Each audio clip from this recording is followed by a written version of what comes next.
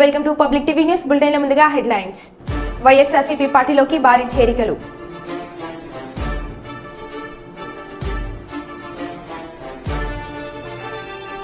Karimnagar TRS party అభ్యర్థి Vinod Kumar nomination.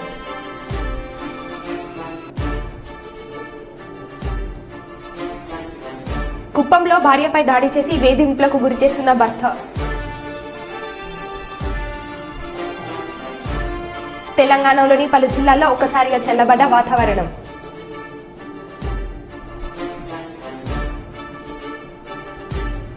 నంద్యాలకు చెందిన ఇమాములు భారీ ఎత్తున వైసీపీ పార్టీలోకి చేరికలు. ఇక వివరాల్లోకి వెళ్తే, చిత్తూరు జిల్లా కొత్తపేటలో నెలకొన్న శ్రీ ప్రసన్న పెద్దపల్లి గంగమ్మ దేవస్థానం నందు అమ్మవారికి కళ్యాణం వైభవంగా జరిగింది. ఆలయ కమిటీలు ధర్మకర్త శివకుమార్, కార్యదర్శి రాజప్ప మరియు ఆలయ కమిటీ సభ్యులు పాల్గొన్నారు.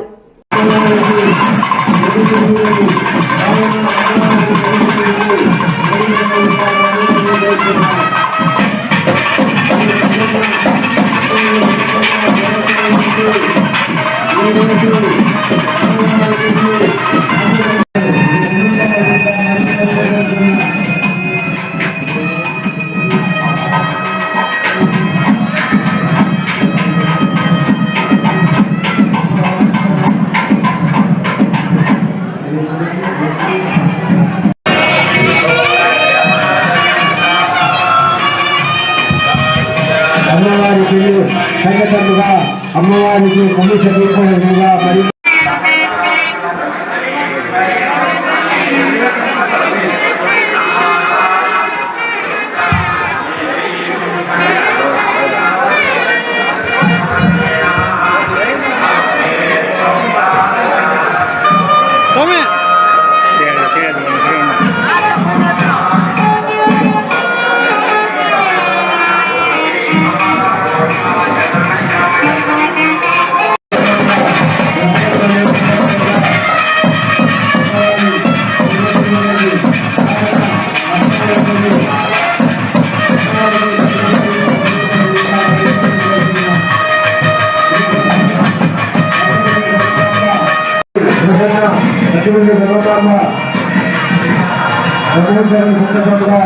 ఈరోజు అమ్మవారికి నిలుపున్నది కావున అమ్మవారికి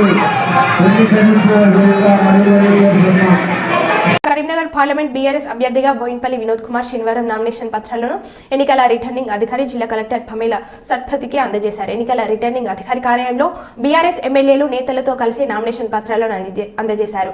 అనంతరం మీడియాతో వినోద్ కుమార్ మాట్లాడుతూ 75 సంవత్సరాల కరీంనగర్ కళలను 2014 ఎంపీగా ఉన్న సమయంలో కరీంనగర్ నుండి హైదరాబాద్ కు వెళ్లే రైళ్ల వేళ్లతోనే ఉద్దేశంతో రైల్వే లైన్ మంజూరు చేయించడం జరిగిందని అన్నారు. ఇప్పటి వరకు హైదరాబాద్ నుండి సిద్దిపేట వరకు పనులు జరిగాయని, సిద్దిపేట నుంచి సిరిసిల్ల వరకు పనులు జరుగుతున్నాయని చెప్పారు. సిరిసిల్ల నుండి వేములవాడకు తీసుకొస్తామని తెలిపారు. అలాగే గులాబీ పార్టీ ఉండాలని అన్నారు. కరీంనగర్ ప్రజల గురించి ఆలోచించి ఓటు వేసి ఎంపీగా గెలిపించాలని విజ్ఞప్తి చేశారు.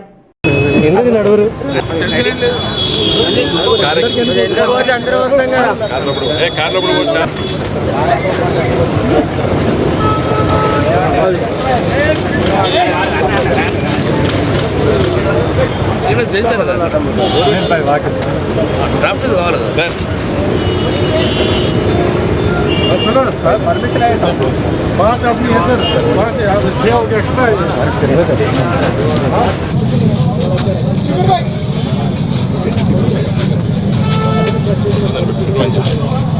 తెలంగాణ ప్రజల ప్రేమ ఉన్నోడు ఈరోజు పార్లమెంట్లో ఉండాలి. అందుకోసమే గులాబీ జెండా ఎంపీలు గెలవాలి. తెలంగాణ లోపల పార్లమెంట్లో తెలంగాణ ప్రజల కోసం కష్టపడి పనిచేయాలి. నేను ఒక్కటే విషయం చెప్తున్నా, ఎయిమ్స్ చట్టంలో లేని దాన్ని తీసుకొచ్చినాం మేము. ఇలా బీబీ నగర్లో మేము ఎక్కువ శాతంలో గెలవలేదు కాబట్టి, నాలాంటి పార్లమెంట్లో పోయినసారి ఓడిపోయినా కాబట్టి నవోదయ విద్యాలు రాలేదు. నేను ఉన్నట్టయితే రోజుల్లో పెడుతున్న పార్లమెంట్లో ఇలా తప్పనిసరిగా తీసుకొచ్చేవాడిని అనే విశ్వాసం నాకున్నది. కరీంనగర్కి ట్రిపుల్ ఐటీ 50 ఎకరాల భూమి ఇదే కలెక్టర్ ఆఫీస్ నుండి లేఖ రాపించుకొని పోయినాం మేము. నీతు ప్రసాద్ గారు కలెక్టర్ ఉంటే 50 ఎకరాల భూమి రేకుర్తిలో వీళ్ళ ఊర్లే తీసుకుపోయి అక్కడ ఇచ్చేసి వచ్చినాం. ఢిల్లీలో వచ్చేది ఉండే ఎన్నికల నోటిఫికేషన్ వచ్చింది, నేను ఓడిపోయినా ఎవరు దాన్ని పట్టించుకోలేదు, గెలిచిన బండి సంజయ్ గారితో సహా. ఇలా దురదృష్టవశాత్తు మన గ్రామీణ ప్రాంతాల్లో చదువుకుంటున్న పిల్లలకి ఒక గొప్ప ఇన్స్టిట్యూట్ లేకుండా పోయింది. ఇది ఇందుకోసమే గులాబీ జెండా ఇలా పార్లమెంట్లో ఉండాలి. ఇట చాలా చెప్పగలుగుతా, సమయం లేదు. 100 విషయాలు చెప్తాను నేను ఎట్లా అన్యాయం జరుగుతుంది తెలంగాణకి. తెలంగాణ సొయ్యి, తెలంగాణ స్పృహ, తెలంగాణ కోసం ఆరాట పడేవాడు కావాలి. ఇలా 1000 కోట్లు కరీంనగర్ నగరానికి ఎట్లొచ్చినాయి? మేమందరం కలిసి ఢిల్లీకి 10 సార్లు కాదు 100 సార్లు తిరిగినాం. తెలంగాణకు మాకు కావాలి కరీంనగర్ కానీ. ఇవాళ కరీంనగర్ నగరంలో ఎక్కడ చూసినా ఉన్నాయి జాతీయ రహదారులు. 75 సంవత్సరాల కళ కరీంనగర్ పూర్వపు జిల్లా కళ, కరీంనగర్ నుండి హైదరాబాద్కు రైల్లో పోవాలని. కేసీఆర్ గారు కరీంనగర్ ఎంపీ ఉన్నప్పుడు సర్వే చేయించారు. తర్వాత పొన్నం ప్రభాకర్ గారు వచ్చింది, ఎవరు పట్టించుకోలేదు. మళ్ళీ నేను ఎంపీ అయిన తర్వాత 2014లో ఇలా హైదరాబాద్ నుండి సిద్దిపేట వరకు రైల్వే లైన్ అయింది. ఇలా సిద్దిపేట నుండి సిరిసిల్ల వరకు పనులు అవుతున్నాయి. సిరిసిల్ల నుండి వేములవాడ వరకు మరి మానేరు మీద బ్రిడ్జ్ కడతాం, తీసుకొని వస్తాం. గిట్ల ఆరాట పడేవాడు కావాలి. ఎందుకు గులాబీ జెండా ఉండాలి అంటే గిందు కోసం ఉండాలి. కాబట్టి దయచేసి మిత్రులారా, ఈ ఎన్నికల్లో ఇంతమంది మా గంగుల కమలాకర్ గారు చెప్పినట్టు ప్రజలు సిద్ధంగా ఉన్నారు. కాంగ్రెస్ పార్టీ అబద్ధాలు ఆడి వాళ్ళు ఇచ్చినటువంటి 6 గ్యారెంటీల హామీలు ఒక్కటి కూడా నిలబెట్టుకోలేదు. ఈరోజు ప్రజలు సిద్ధంగా ఉన్నారు కాంగ్రెస్ పార్టీకి వ్యతిరేకంగా ఓటు వేయడానికి. గ్రామీణ ప్రాంతాల్లోపట బీజేపీ పోయినసారి ఆయన కరీంనగర్లో ఓడిపోయినందుకు సింపతి వచ్చి గెలిచిండు. ఇదేమైనా మళ్ళొకసారి చెప్తున్నా, పార్లమెంటు సభ్యత్వము ఇలా పునరావాస కేంద్రమా ఓడిపోయిన వాళ్ళకి ఇక్కడ ఉండడానికి? మరి బండి సంజయ్ గారు ఎంపీగా గెలిచిన అట్టే ఉండాలి కదా. మొన్న ఎందుకు మా గంగుల కమలాకర్ గారి మీద మళ్ళీ ఎమ్మెల్యేగా పోటీ చేసిండు? కాబట్టి దయచేసి మిత్రులారా, మనమందరం కూడా మీడియా మిత్రుల ద్వారా నేను చెప్పేది, కరీంనగర్ ఓటర్ మహాశయులారా, నన్ను ఓటేసి గెలిపించండి. నేను కరీంనగర్ పార్లమెంట్ నియోజకవర్గాన్ని అభివృద్ధి కోసం చాలా విషయాలు నా దగ్గర ఆలోచనలు ఉన్నాయి. ఈనాటి యువతరం స్కిల్ డెవలప్మెంట్ లేక ఉద్యోగ అవకాశాలు దొరుకుతలేవు. దానిపైన నేను ప్రయత్నం చేసిన ఒక మంచి స్కిల్ డెవలప్మెంట్ సెంటర్ కరీంనగర్ తీసుకురావాలని. ఆ ప్రయత్నం నేను దురదృష్టవశాత్తు ఓటమి పాల్గొవడం వల్ల మళ్ళీ పట్టించుకోలేకపోయినరు గెలిచినటువంటి ఎంపీలు. రేపు తప్పనిసరిగా కేంద్ర ప్రభుత్వం అనుమతులు సాధించి సింగపూర్లో ఉన్నటువంటి ఇన్స్టిట్యూట్ ఆఫ్ టెక్నికల్ ఎడ్యుకేషన్ లాంటి ఒక పెద్ద సంస్థను ఇలా కరీంనగర్ నగరానికి పట్టుకొస్తాను. నన్ను గెలిపించండి, నేను చేసి చూపిస్తానని చెప్పి కూడా హామీ ఇస్తున్నా. ఎందుకంటే నేను ఉత్తగా హామీలు ఇచ్చేది కాదు, చెప్తే చేసుడే. కాందిని చెప్పను. స్మార్ట్ సిటీ అన్నాం, తీసుకొచ్చి చూపించినాం. మొన్న నేను గంగుల కమలాకర్ గారు వేరే విదేశాలకు పోయినాం, రివర్ ఫ్రంట్ చేస్తామని చెప్పినాం. రివర్ ఫ్రంట్ చేసి ఇలా కేబుల్ బ్రిడ్జ్ కట్టి చూస్తే ఇలా లైట్లు కూడా వెలుగుతలేవు. చెత్త చెదారం 4 నెలలు గది మార్పు జరిగింది. River front ఊసలేదు. కాంగ్రెస్ ప్రభుత్వం అన్ని పనులు ఆగిపోయినాయి. ఇలా పొద్దున మా కౌశిక్ రెడ్డి గారు నేను ఇద్దరం కలిసి హుజరాబాద్ ప్లే గ్రౌండ్లో 10 కోట్ల రూపాయలు కేటాయించి బ్రహ్మాండంగా అక్కడ క్యాఫ్టేరియా, వాకర్సు, మన పాత్వే, సింథటిక్ పాత్వే అవన్నీ చేపిద్దాం ప్లాన్ చేస్తే పనులన్నీ ఆగిపోయినాయి. పిల్లర్లు ఉన్నాయి, తట్టడు 4 నెలల లోపల 4 తట్టల సిమెంట్ కూడా కలపలేదు ఆ కాంట్రాక్టర్. కాబట్టి దయచేసి మిత్రులారా, ఓటర్ మహాశయులను అడుగుతున్నా, కరీంనగర్ పార్లమెంట్ నియోజకవర్గ ప్రజలారా, నన్ను గెలిపించండి, పని చేసి చూపిస్తా. తెలంగాణ రాష్ట్ర సమస్యలు పార్లమెంట్లో లేవదీస్తా, మాట్లాడతా, సాధిస్తా. ఆ విశ్వాసం ఉంది. చివరిగా కేంద్రంలో ఏ ప్రభుత్వం వచ్చినా కోట్లాది రూపాయలు డబ్బులు తీసుకొచ్చేటువంటి బాధ్యత నేను తీసుకుంటాను. నన్ను గెలిపించండి అని చెప్పి నేను హామీ ఇస్తూ సెలవు తీసుకుంటున్నా. జై తెలంగాణ. నూతన శ్రీ క్రోధి నామ సంవత్సరం నందు శ్రీ శ్రీ దత్త విజయనంద తీర్థస్వామి కర్నూలు నగరంలోని శ్రీ సూర్యనారాయణ స్వామి దేవాలయంలో శ్రీ క్రోధి నామ సంవత్సరం రాష్ట్ర ప్రజలు సుభిక్షంగా ఉండాలని, అష్ట ఐశ్వర్యాలు, ఆరోగ్యాలు, పాడి పరిశ్రమ రైతులు సుభిక్షంగా ఉండాలనే ఉద్దేశంతో సూర్యనారాయణ స్వామి గర్భగుడిలో శ్రీచక్ర పూజ నిర్వహించారు. ఎన్నో జన్మల పుణ్యఫలం చేత ఇటువంటి గురుదేవుల సమక్షంలో శ్రీచక్ర పూజలో పాల్గొనడం, వేదమంత్రాలతో వినడం, శ్రీచక్ర పూజ వీక్షించడం భక్తుల అదృష్టమని తెలిపారు. అంతేకాకుండా ఎన్నికలు సమీపిస్తున్న నేపథ్యంలో ఓటు హక్కు కలిగిన ప్రతి ఒక్కరూ తమ ఓటు హక్కు వినియోగించుకోవాలని, మంచి పరిపాలన అందించే విధంగా ఎన్నుకోవాలని తెలిపారు.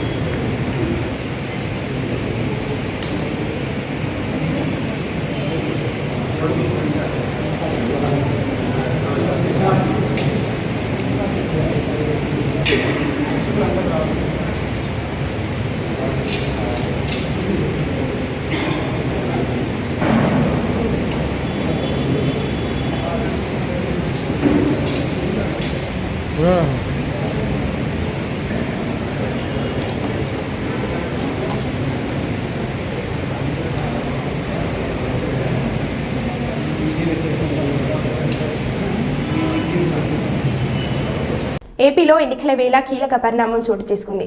రాజకీయాలకు దూరంగా ఉంటానని ప్రకటించిన చిరంజీవి కీలక ప్రకటన చేశారు. ఏపీలో కూటమి నుంచి పోటీ చేస్తున్న అభ్యర్థులకు మద్దతు ఇవ్వాలని అభ్యర్థించారు. రాజకీయాల గురించి ప్రస్తావించడం అనేది చాలా సంవత్సరాల తర్వాత మళ్ళీ ఇప్పుడే జరుగుతుంది. దానికి ప్రధానమైన కారణం తమ్ముడు పవన్ కళ్యాణ్, అలాగే చంద్రబాబు నాయుడు గారు తెలుగుదేశం నుంచి బీజేపీ నాయకత్వం వీళ్ళందరూ ఒక కూటమిగా ఏర్పడ్డారు. అది చాలా సంతోషం, మంచి పరిణామం.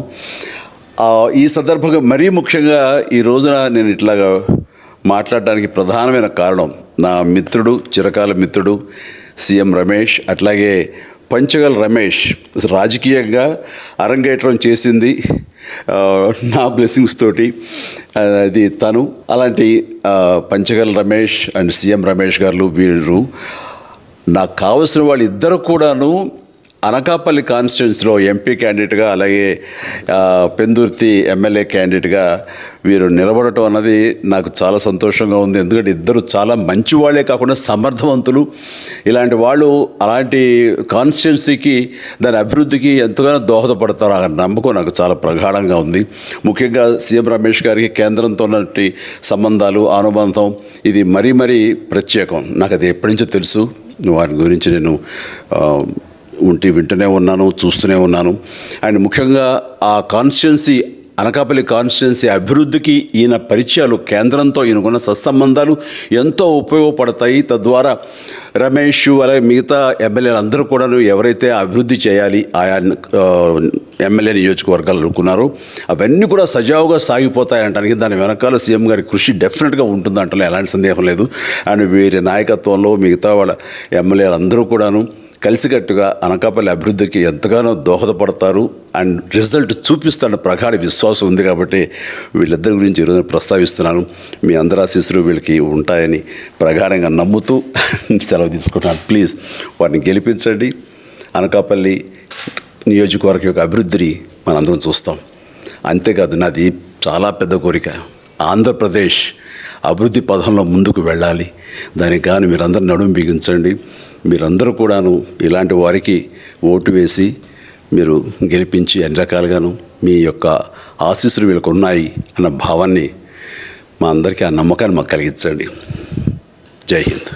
కుప్పం మండల పరిధిలోని వెడుగుంపల్లిలో సుమారు 20 కుటుంబాలు స్థానిక సర్పంచ్ లక్ష్మీ ధర్మచారి ఆధ్వర్యంలో వైసీపీ తీర్థం పుచ్చుకున్నారు. ఈ సందర్భంగా స్థానిక సర్పంచ్ లక్ష్మీ ధర్మచారి పార్టీ కనువ కప్పి పార్టీలోకి సాధారణంగా ఆహ్వానించారు. అనంతరం స్థానిక సర్పంచ్ మాట్లాడుతూ రాబోయే ఎన్నికల్లో కుప్పం నియోజకవర్గంలో వైసీపీ ఎమ్మెల్యే అభ్యర్థి భరత్ గెలుపునకు ప్రతి ఒక్కరు కృషి చేయాలని సూచించారు. గత టీడీపీ ప్రభుత్వ హయాంలో వెడుగుంపల్లి గ్రామంలో ఎలాంటి అభివృద్ధి చేయలేదన్నారు. వైసీపీ ప్రభుత్వం అధికారంలోకి వచ్చిన తర్వాత గ్రామంలో మౌలిక వసతులు ఏర్పాటు చేసి ప్రజలకు సంక్షేమ పథకాలను పారదర్శకంగా అమలు చేశారని కొనియాడారు. ఈ కార్యక్రమంలో స్థానిక వైసీపీ నేతలు మరియు తదితరులు పాల్గొన్నారు. చాలా సంతోషము. ముఖ్యమంత్రి కావాలను భరత్ కూడా ఇక్కడ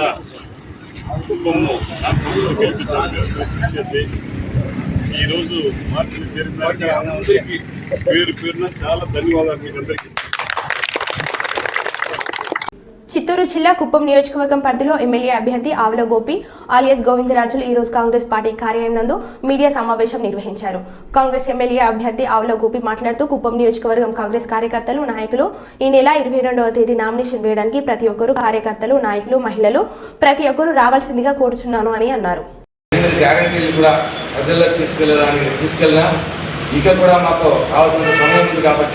ప్రజల్లో కాంగ్రెస్ పార్టీ యొక్క పథకాలు, ఎందుకంటే కాంగ్రెస్ పార్టీ చెప్పిన మాటను ఎప్పుడు కూడా తప్పకుండా నిలబెట్టుకు అమలు చేసింది.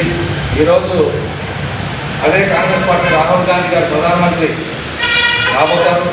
కేంద్రంలో కాంగ్రెస్ పార్టీ అధికారంలోకి వస్తుంది.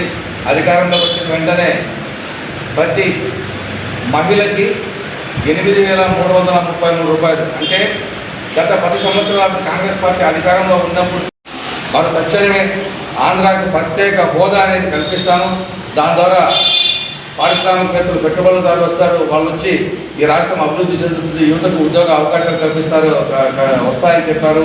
దానికోసం ప్రజలందరూ కూడా ఆలోచన చేసి ఈ రాష్ట్ర బాగు కోసం ఏ పార్టీ అయితే ఈ రాష్ట్రాన్ని మళ్ళీ అభివృద్ధిలోకి తీసుకొస్తుందో గమనించి ప్రతి ఒక్కరు కూడా కాంగ్రెస్ పార్టీకి కాంగ్రెస్ పార్టీ అభ్యర్థులకు మద్దతు ఇచ్చి అటు కేంద్రంలో రాహుల్ గాంధీ గారిని, ఇటు రాష్ట్రంలో శ్రీమతి శర్మిలారెడ్డి గారి నాయకత్వాన్ని బలపరచాలని ఈ కుప్పం నియోజకవర్గ ప్రజలందరినీ కూడా మేము వేడుకుంటున్నాము.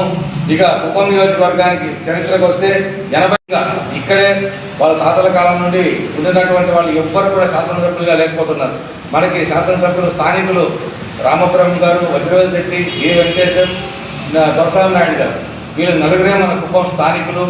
ఇక రంగస్వామి నాయుడు గారు కావచ్చు, చంద్రబాబు నాయుడు గారు కావచ్చు, వాళ్ళిద్దరు కూడా బయట ప్రాంత వ్యక్తులు. వారితో ఇప్పుడు వైఎస్ఆర్సీపీ కూడా బయట ప్రాంత వ్యక్తి, హైదరాబాద్కి చెందినటువంటి వ్యక్తిని తీసుకొచ్చి పెట్టారు. ఇదంతా కూడా ప్రజలు, యువకులు ఆలోచన చేసి ఈ కుప్పం అనేది మంది, మనం ఈ కుప్పంలో పుట్టాం, మనము ఈ కుప్పం అభ్యర్థులు ఎవరైతే పోటీ చేస్తారో వాళ్ళకు మద్దతు ఇవ్వాలని, వాళ్ళనే గెలిపించుకోవాలని నేను మీ మీడియా ఛానల్ ద్వారా ప్రతి ఒక్కరిని పేరు పేరున కోరుతా ఉన్నాను. ప్రతి ఒక్కరు కూడా ఈ విన్నపాన్ని అందించి ప్రతి ఒక్కరు కూడా ప్రజలు, యువకులు మాకు సహకరిస్తారని, ఖచ్చితంగా కాంగ్రెస్ పార్టీని బలపరుస్తారని నేను ఆశాభావాన్ని వ్యక్తపరుస్తున్నాను. జై హింద్, జై కాంగ్రెస్, జై కాంగ్రెస్. మీద ప్రజలకి మరియు కాంగ్రెస్ పార్టీ మా కుటుంబ సభ్యులందరికీ కూడా హృదయపూర్వక నమస్కారాలు తెలియజేసుకుంటున్నా. కుప్పం నియోజకవర్గంలో కాంగ్రెస్ పార్టీ అభ్యర్థిగా అధిష్టానాన్ని ఎంపిక చేసింది. నేను రేపు 22వ తేదీ మధ్యాహ్నం 12 గంటలకి నామినేషన్ కార్యక్రమం ఉంటుంది. ప్రతి ఒక్క కార్యకర్త కూడా ఈ కార్యక్రమంలో పాల్గొని, ప్రజలు పాల్గొని ఈ కార్యక్రమాన్ని విజయవంతం చేయాలని ప్రత్యేకంగా అందరినీ కోరుతున్నాం. కుప్పం నియోజకవర్గంలో కాంగ్రెస్ పార్టీ అభివృద్ధి కోసం ప్రతి కార్యకర్త కష్టపడి పనిచేస్తుంది. ఇప్పటికే మేము గ్రామంలో పాంప్లెట్ డిస్ట్రిబ్యూషన్ చేయడం జరిగింది. మీద పడుతున్నటువంటి భారం ఎంత అంటే 8,333 రూపాయలు. ఆ డబ్బుని కాంగ్రెస్ పార్టీ అధికారంలోకి వస్తే కాంగ్రెస్ పార్టీ ప్రతి మహిళకి ప్రతి నెల వాళ్ళ అకౌంట్లోకి వేయడం జరుగుతుంది. దానివల్ల ప్రతి మహిళ సంవత్సరానికి ₹1,00,000 ఆదాయం పొందవచ్చు. ఆమె కుటుంబాన్ని ఆమె పోషించుకోగలుగుతుందని ఈ పథకాన్ని ప్రవేశపెట్టారు. శ్రీమతి సోనియా గాంధీ గారు, శ్రీమతి శర్మిలారెడ్డి గారు ఇద్దరు కూడా వాళ్ళు మహిళలే కాబట్టి మహిళల బాధలు తెలుసుకొని ఈ పథకాన్ని ప్రవేశపెట్టడం జరిగింది. ఇక రైతుకి రుణమాఫీ అనేది ఆనాడు కాంగ్రెస్ పార్టీ మన్మోహన్ సింగ్ గారు ప్రధానమంత్రిగా, రాజశేఖర రెడ్డి గారు ముఖ్యమంత్రిగా ఉన్నప్పుడు జరిగింది. అప్పటి నుండి ఇప్పటి వరకు మళ్ళీ రుణమాఫీ అనేటువంటి కార్యక్రమం 10 సంవత్సరాల్లో ఎప్పుడూ మళ్ళీ జరగలేదు. ఈ కార్యక్రమం పెట్టింది. దాన్ని కూడా తప్పకుండా అమలు చేస్తారు. ఇక ఆ రోజు ఇందిరమ్మ ఇల్లు అనేది ప్రతి ఒక్కరికి ఇస్తామని ఇప్పుడు ఏ పార్టీ ఉంటే వాళ్ళ కార్యకర్తలు మాకు ఇవ్వడం జరుగుతూ ఉంది. అదే ఇప్పుడు మళ్ళీ ఆ ఇల్లు స్థానంలో 5 లక్షల రూపాయలు ప్రతి పేదవారికి ఇల్లు కట్టుకోవడానికి 5 లక్షల రూపాయల వరకు పెంచి ఇవ్వడం జరుగుతుంది. ఇక నిరుద్యోగులకి కేంద్రంలో 30 లక్షల ఉద్యోగాలు, రాష్ట్రంలో 2,25,000 ఉద్యోగాలు భర్తీ చేయడం జరుగుతుంది. ముఖ్యమైనది ఏమంటే రాష్ట్రం విడిపోయిన తర్వాత ప్రత్యేక హోదా అనేది ఆ రోజు పార్లమెంట్లో చెప్పినారు. దాన్ని మళ్ళీ వచ్చే భారతీయ జనతా పార్టీ అమలు చేయకపోవడం మన ఆంధ్ర రాష్ట్రానికి పట్టినటువంటి ఒక దరిద్రంగా మనం భావించవచ్చు. ఎందుకంటే ఆ ప్రత్యేక హోదా అనేది వచ్చిందే. శాఖ మంత్రి బుగ్గన డోన్ వైఎస్ఆర్సీపీ కార్యాలయంలో మీడియా సమావేశంలో కోట్లకు చురకలు. వేరే నియోజకవర్గం నుంచి వచ్చి అభివృద్ధి గురించి మాట్లాడితే ఏం తెలుస్తుంది అంటూ కోట్ల సూర్యప్రకాష్ రెడ్డి ప్రశ్నించారు. ఒక పత్రికలో వేరే రాష్ట్రంలో రోడ్డు ప్రమాదం జరిగితే అది నా వల్లే జరిగిందంటూ తప్పుడు ప్రచారం ప్రచురిస్తే వాస్తవాలు తెలుసుకోకుండా మాట్లాడడం సమంజసం కాదన్నారు. పక్కా వ్యక్తుల యొక్క ఉచిత సలహాలు, సూచనలు విని మాట్లాడడం కంటే వాస్తవాలు తెలుసుకొని మాట్లాడితే బాగుంటుంది అని అన్నారు. ఎందుకంటే రాజకీయంలో ఒకసారి మర్యాద పోతే మళ్ళీ తిరిగి సంపాదించుకోవడం చాలా కష్టమని మాజీ మంత్రి కోట్ల సూర్యప్రకాష్ రెడ్డిని హెచ్చరించారు. ఎక్కడో యాక్సిడెంట్ జరిగిందని, ఆ యాక్సిడెంట్ నాకు సంబంధం అని, ఏదో మా పని మనుషులు ఎవరో ఏమో అని అన్నారని, ఎవరో సూసైడ్ చేసుకున్నారు. ప్రకాష్ రెడ్డి గారు మీరు సీనియర్ కదండి, మీరు సీనియర్, దాదాపు 75 ఏళ్ళు దగ్గర. మీరు ఏదన్నా కానీ ఒక రిపోర్ట్ మీ నోటీస్కి వచ్చినప్పుడు మీరు దాన్ని జాగ్రత్తగా స్టడీ చేసి నిజాలు ఏమని చెప్పి కన్ఫర్మ్ మాట్లాడాలి. కానీ ఏమీ కనుక్కోకుండా ఎక్కడో ఏమో పేపర్లో ఎవరో ఏదో రాసినారని చెప్పి పేపర్ క్లిప్పింగ్ చూసుకొని ప్రెస్ కాన్ఫరెన్స్ అడ్రస్ చేస్తే నిజం చెప్పాలంటే అనుభవం ఉన్న రాజకీయ నాయకులు అంటే ఎస్పెషల్లీ మంత్రి పదవులు అట్లా చేసిన వాళ్ళు ఇప్పుడు కూడా ప్రెస్ కాన్ఫరెన్స్ పెట్టే ముందర 1-2 సార్లు ఫ్యాక్ట్స్ కనుక్కుంటారు. ఎందుకంటే ఫ్యాక్ట్స్ కనుక్కోకుండా ఊరికనే మాట్లాడితే అది నానా పులి వచ్చే కథ టైప్ అయిపోయింది.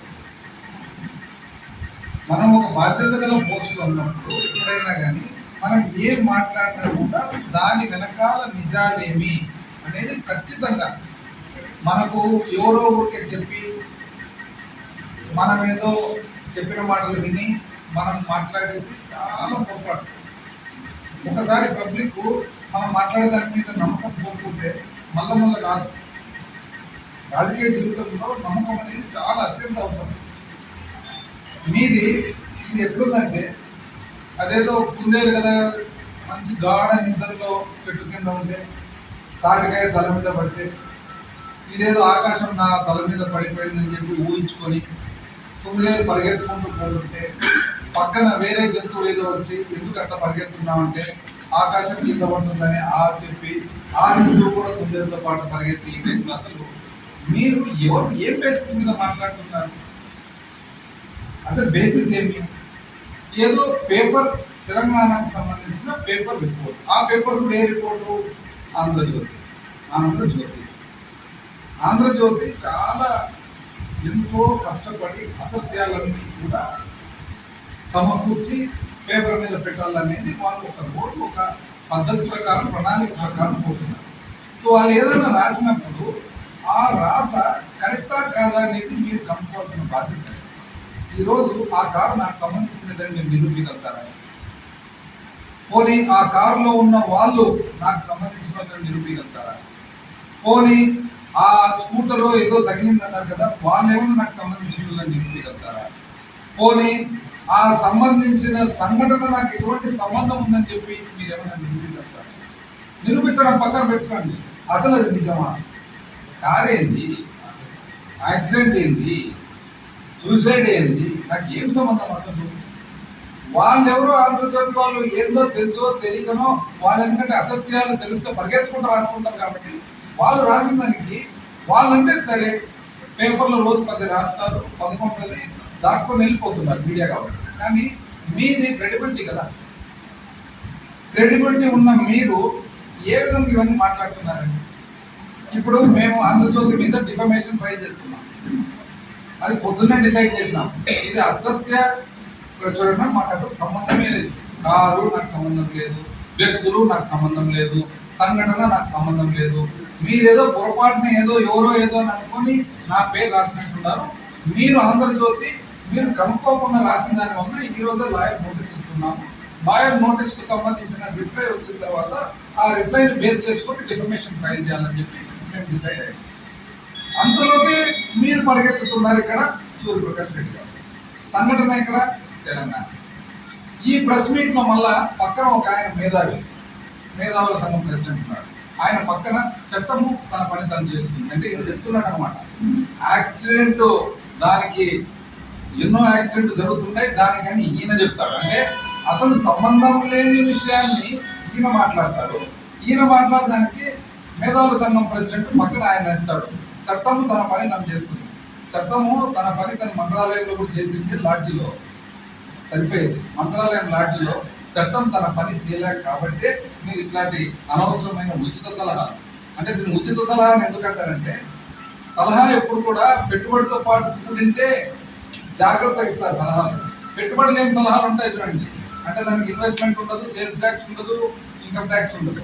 ఇన్కమ్ ట్యాక్స్ సేల్స్ ట్యాక్స్ లేని సలహాలు ఇస్తే ఇట్లుంటాయన్నమాట. ఇట్లాంటి సలహాలు విని సూర్యప్రకాష్ రెడ్డి గారు పాపం ఇంత మంచి పండు వయసు 75 ఏళ్ళు కనిపిస్తుంటే ఆయన ఇప్పుడు ఈ పండు వయసులో ఇట్లాంటి ఉచిత సలహాలు విని ఆయన అసలు మాట్లాడుతున్నారంటే నాకు ఆశ్చర్యం ఉంది.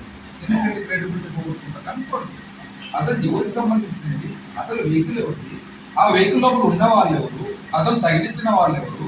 అసలు ఏమైందని కనుక్కొని మీరు రాయండి. మరో బులెటిన్లో మళ్ళీ కలుద్దాం. Stay tune.